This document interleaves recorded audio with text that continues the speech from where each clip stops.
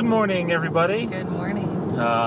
This is Morning Breath on the road for May 3rd. Yeah, actually. Literally from May 3rd to 2015. We are currently on the road back to Denver after a very successful 2-week tour. Better than we thought. Way better than we thought. Which, and you know what, I didn't really have any expectations, but still. Well, that helps. Yeah. You know, you feel better about how it goes. Yeah. When you kind of set your expectations a little low, which I think was just kind of our default for a little bit, because, you know, we do shows and we're like, well, we didn't sell anything tonight or whatever. So I think that's the baseline, is we're expecting no response. Yeah, we haven't had that in a month. Since we changed our attitude and started doing this, full time, this is our only income, we've been selling merchandise at every single show. Yeah. Which is good, because we need the money. So because of that, we were able to make this tour successful, and I think that we've seen the future and it looks bright. Yeah, absolutely. The only kind of sour note was we did get double booked in Santa Fe, apparently. We did, and it was really uncool because they clearly knew about it and didn't bother telling us. And I mean, it was obviously a mistake, but just nobody really took ownership of it. And as a general rule, when I get double booked, which happens from time to time, so, I try to be cool about it, but as a general rule, I think it's fair, to pay the artist half of what they were guaranteed. So that's usually what I try and collect in those circumstances. They did not do this. They didn't want to give us anything, even though admittingly it was their fault. Yeah. So that's quite disappointing. But I don't know. I'm trying my best just to move on. I mean, at the end of the day, it's just such a small thing in the grand scheme of everything else. And luckily, we did catch it on time, because we were going to leave Phoenix at 3 in the morning to make it to Santa Fe on time for the show. Yeah. So thank God we caught it in time. We were able to leave, get some more sleep. Yeah, that would have been really bad. Yeah. If we hadn't noticed it. If we hadn't noticed it then, which admittedly we could have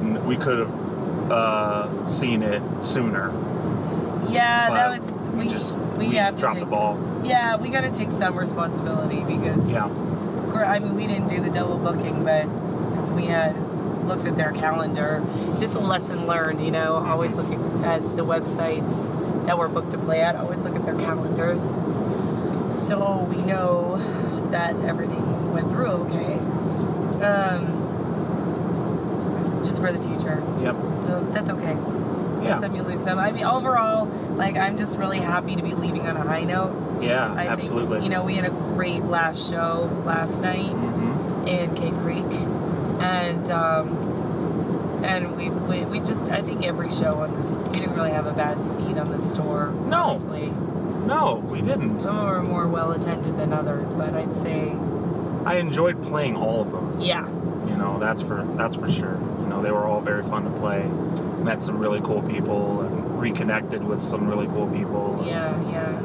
It's cool that, our friends and fans keep coming out and introducing our music to their, friends and family. And we really appreciate that, because that's kind of how we need to get this word spread about Whitherward.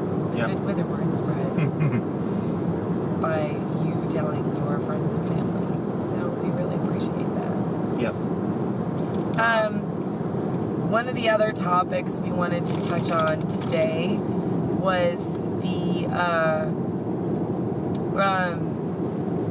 Indiegogo, basically raising money for campaigns, which is something that we're going to be doing here in the next week probably, we're going to start our campaign. Yep. So we've been really paying attention to all these different, which is kind of the new model. You know, it's a way that a lot of these artists are getting their tours funded, and they're able to hit the road and able to make CDs and other things too, not just artists. You know, my dad was just telling me that he heard some lady wanted to raise $1,500 for a bench, for like a memorial bench for her dad. She had $9,000 wow. on Kickstarter. So other people are doing it too, you know, and it's basically just money shifting.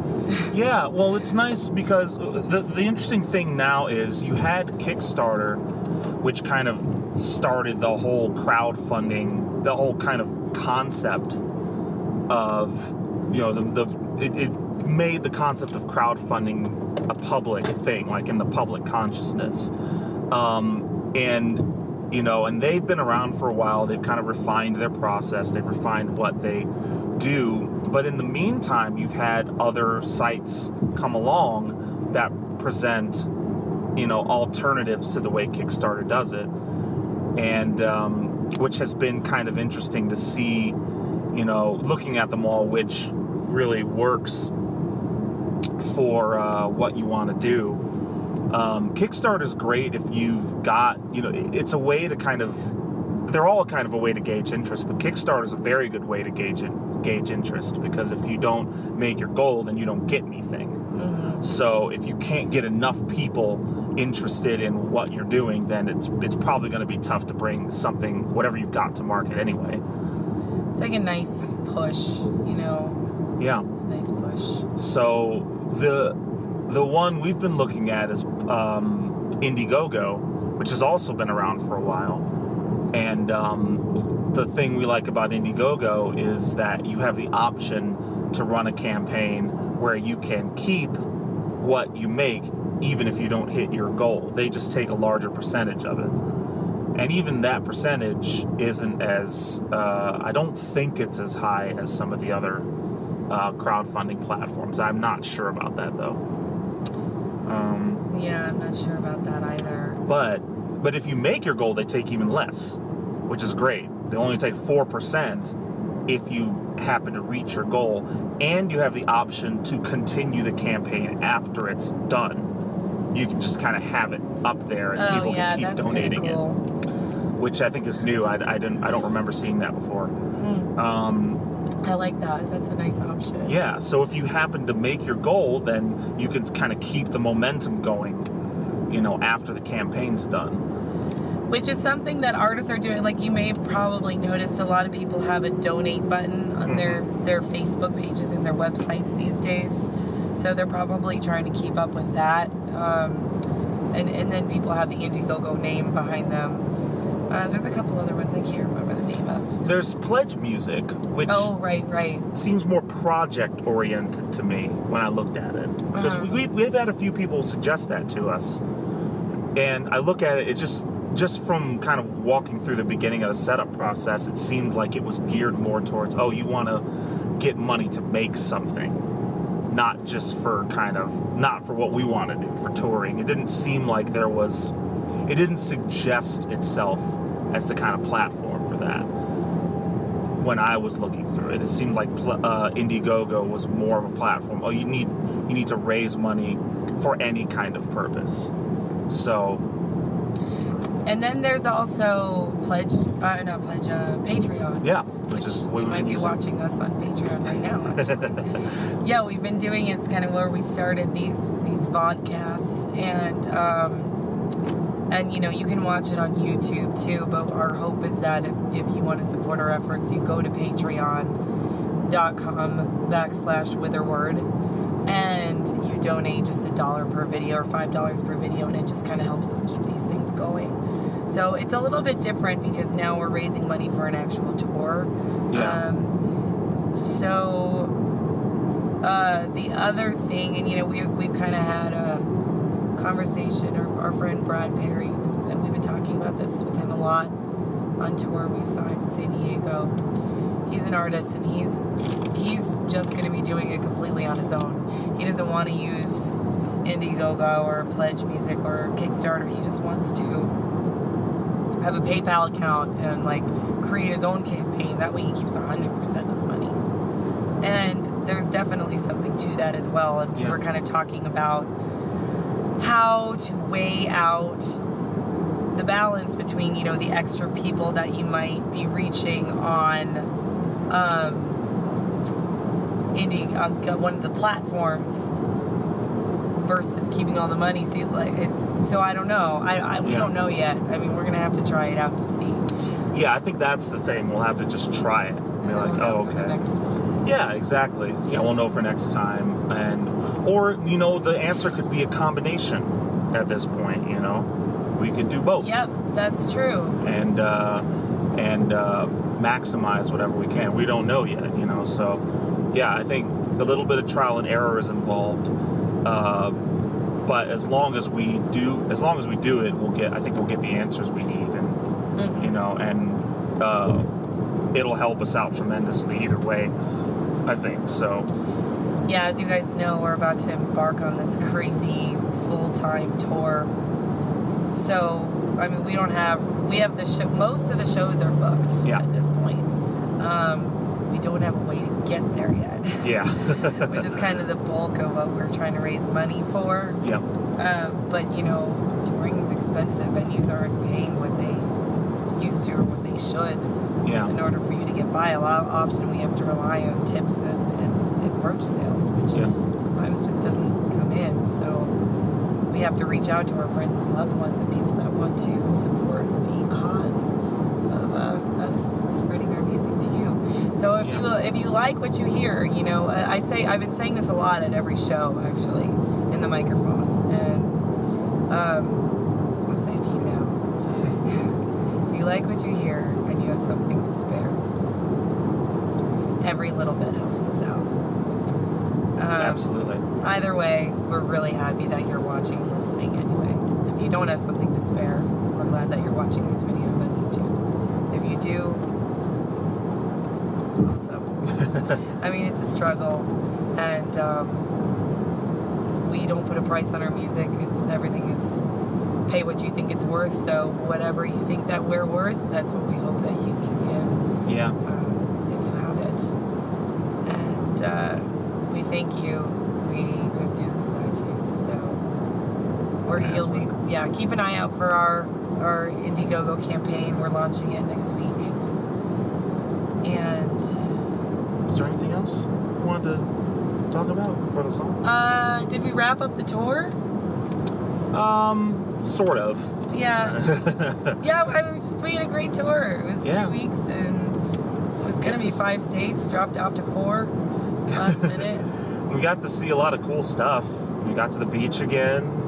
You guys saw that. Yeah. We got to go to the San Diego Zoo.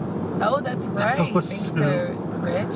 Yeah, thanks, Rich. That was super fun. Super fun. We had some great late night conversation. We went to breakfast. Our friend Jimmy took us out to breakfast at like 3 in the morning after a show. That was so much fun. Yeah. And we went on a hike. We went on an amazing hike. Oh yeah. Phoenix, and stayed at a house built in the 1900s for a polygamist family. There was a lot of really cool stuff. Thank you, our friend Scott, for hooking us up with a cool hotel room in Vegas. Yeah, that was nice. Yeah, it was nice to like relax and have a place, a little sanctuary. Yeah, that seems like a year ago. Oh my god. Yeah, it does, doesn't it? Jeez. Oh man, I wish you could see what we're seeing right now, because we're driving through. Can you pull the thing out of there real quick? Okay. And just like, yeah. See? These beautiful red rocks. It's incredible. Yeah. I think we are in New Mexico right now. I think we are too. It's just from the highway sign thingies. Yeah, it's beautiful. Yeah, it's a beautiful drive. Okay, so we're gonna attempt to do this song. This song, I wrote this, and Ed helped me finish it. And I kind of invented this story. I like to say it's a true story I made up. It's kind of based off a situation I've been going through, but I totally made up the events. The funniest part about it is I wrote this song. I dyed my hair blonde, sort of. It's like strawberry blonde. It's almost blonde. Pretty much blonde. Depends on the lane. And I chopped it off too, which was, after I stopped crying about that for 3 hours, I started to really like it. So, but anyway, there's a line in the song about finding a blonde hair in someone's bed, and it's not mine. Well, I just have to kind of keep singing the song now. So, anyways, this is called Sleeping with a Stranger. Oh God, I hope I can sing. Can you hear my voice? I sound like a phone sex operator. Super sexy. That's after 2 weeks of touring. So Yeah. Oh, welcome to New Mexico. No! Did I get it? I think so. Okay, we are now officially in New Mexico. Okay, now we're in New Mexico. I don't know if you guys saw that, but we passed the sign, so hopefully I got it in time for you to see. Perfect timing to sing Sleeping with a Stranger. This is going to go on our new EP, which we will also have ready for you in just about a month's time, maybe 2 months. And I hope you like it.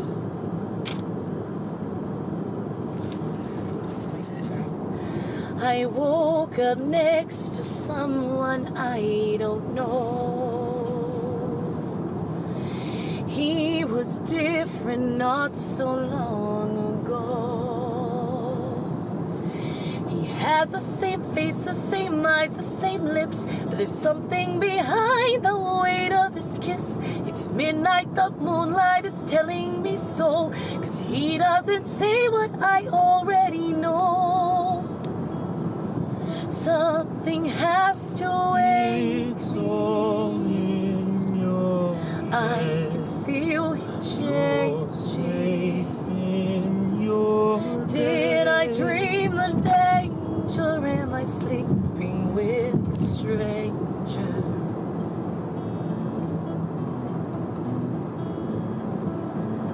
Last night when I finally fell asleep, I could see the signs were in the sheets. 1,000 threads, but something was wrong. There were pieces of hair, but I'm not a blonde. If I speak my mind, will you put it at ease, or leave me for her like you left her for me? Something has to wake me. I can feel you changing. Did I dream the danger? Am I sleeping with a stranger?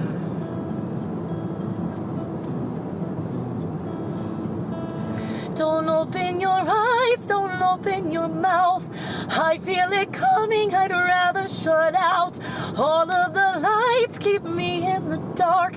If I'm in a nightmare, you can't break my heart. Something has to wake me. I can feel you changing. Did I dream the danger? Am I sleeping with a stranger? Something has to wake me. I can feel you changing. Did I dream the danger? Am I sleeping with a stranger? Something has to wake me.